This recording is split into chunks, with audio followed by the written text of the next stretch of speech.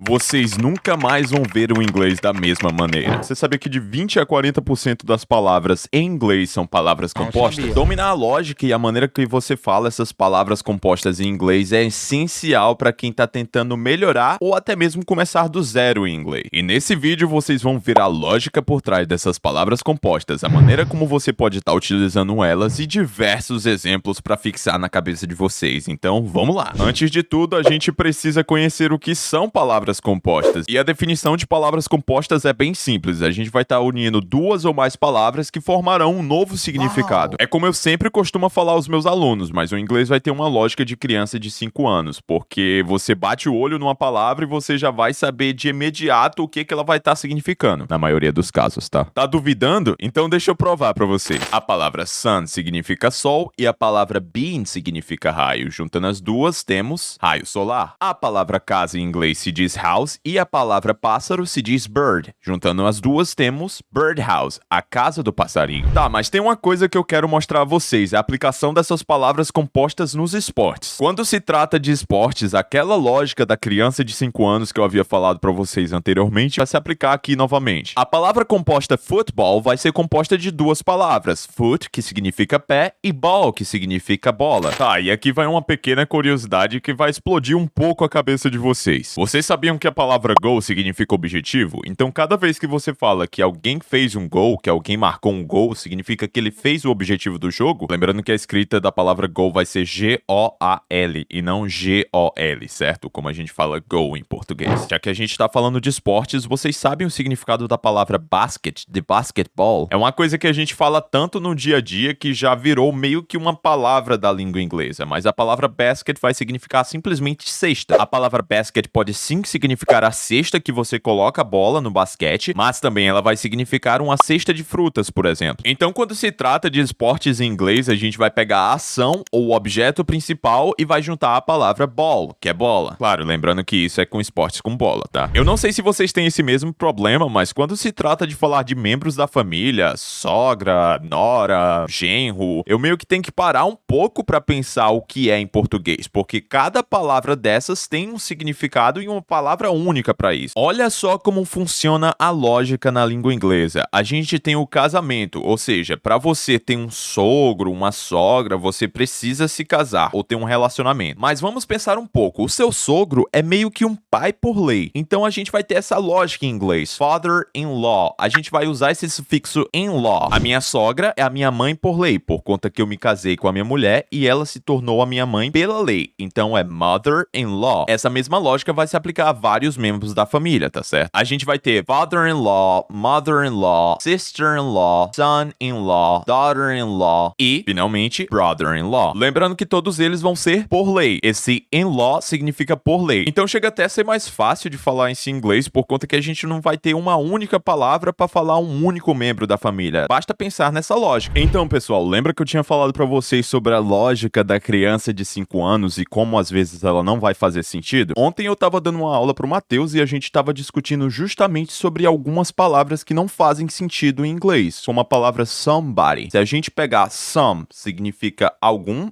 e body significa corpo, então é algum corpo. E essa lógica vai se estender para várias palavras em inglês. Somebody, anybody. Ou seja, a gente tá falando algo como algum corpo, algo desse sentido. Não faz tanta lógica, mas é assim que eles pensam. Ok, pessoal, agora a gente vai analisar duas expressões na língua inglesa com palavras compostas. A primeira é breathtaking. Palavras compostas nada mais serão do que duas palavras que formarão um novo significado, correto? Então, se a gente separar as duas palavras que tem em breathtaking, a gente vai ter breath, que é respirar, e taking, que é tirando. Ou seja, breathtaking é uma coisa que tira a sua respiração, uma coisa chocante, breathtaking. E a segunda palavra é people pleaser. Se a gente separar, nada mais é do que people, que são pessoas, e pleaser, que vai ser uma pessoa que vai agradar muito as outras. Lembrando que em muitas palavras em inglês, quando a gente tem esse ER, ou seja, do pleaser, a gente vai ter uma pessoa que comete uma ação. Por exemplo, please significa por favor. Pleaser é uma pessoa que vai fazer favor. Essa lógica do ER vai vai se estender para várias outras palavras em inglês, principalmente quando se trata de profissões ou ocupações. Olha aqui alguns exemplos. Truck driver, cara que dirige o caminhão. Taxi driver, o motorista de táxi. Programmer, o programador. Então lembre-se que quando tiver esse ER no final, vai se tratar de uma pessoa que faz a ação. A gente tem a ação, por exemplo, to program, que é programar, e o programmer, que é a pessoa que programa. Pequeno parêntese que eu quero abrir aqui com vocês é justamente sobre essa lógica que eu acabei de falar, certo? A gente não pode ficar traduzindo do português para o inglês, porque fica sem nexo. Se a gente pegar a palavra motorista de caminhão e traduzir totalmente com a lógica do português, vai ser driver of truck, que não faz nenhum sentido. Por isso que eu falo para vocês não traduzir. Eu até fiz um vídeo sobre isso, olha aqui. Ok, e eu quero mostrar para vocês alguns exemplos de palavras do dia a dia que a gente usa em inglês, tá bom? Haircut significa o ato de cortar o cabelo. Toothbrush significa a escova de dente. Engraçado que em português a gente fala escova de dentes, mas em inglês eles vão falar escova de dente, é só um, tá?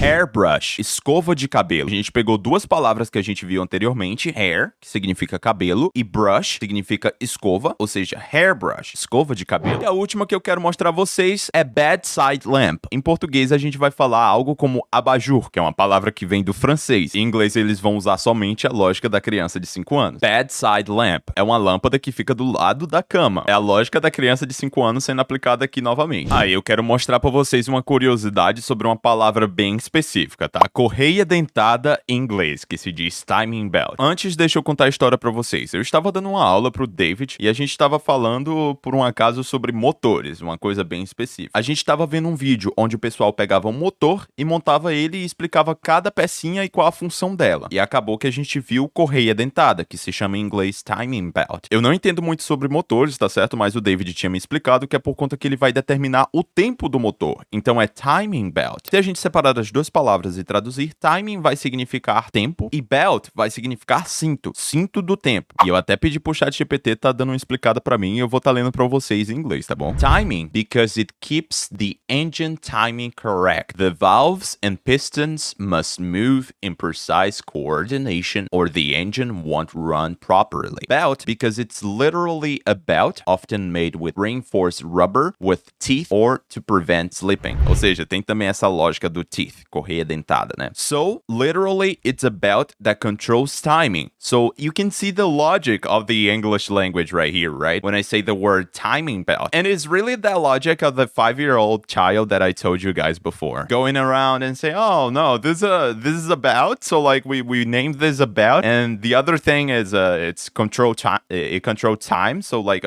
let's name it timing belt. Yo, nice. Mas seguindo com os exemplos, se a gente pegar algumas palavras, elas vão ser bem intuitivas, como eu havia falado pra vocês. Olha só, pan significa frigideira e cake significa bolo. Vocês falaram panqueca a vida de vocês todinha e não sabiam que era bolo de frigideira, simplesmente. Firefly significa vagalume. Fly, a gente pode traduzir como voar ou também traduzir como mosca. Algumas palavras vão ser intuitivas, mesmo que você não saiba delas. Uma vez eu tava dando uma aula pra um aluno meu que se chama Hugo e ele tinha me perguntado, a gente tava falando sobre uma história de um homem sábio e um homem cego, e ele tinha me perguntado como que eu vou falar a palavra muleta de um homem cego. E aí eu tava pensando e eu não sabia dessa palavra. E o que que eu fiz? Muleta é simplesmente um pedaço de pau, ou seja, um stick. E a gente tá falando de um homem cego. Então, blind stick. Mesmo que aquela palavra não exista na língua inglesa, às vezes ela vai sim existir, mas mesmo que ela não exista, a pessoa que tá ouvindo, ela vai entender, ela vai conseguir absorver o significado da palavra que eu tô tentando falar. Então é algo que quebra meio que o galho. Quando vocês estiverem tentando falar palavras e vocês não saibam, vocês podem sim usar essa lógica. Mesmo que a palavra não exista em inglês, ela vai fazer sim um sentido para o ouvinte. E por último, eu quero realmente testar se vocês estão afiados com essas palavras compostas. Eu vou mostrar alguns exemplos aqui na tela e vocês vão tentar falar para mim do que se trata. Sunflower. Sun significa sol e flower significa flor. Juntando os dois, temos sunflower. Girassol. Keyboard.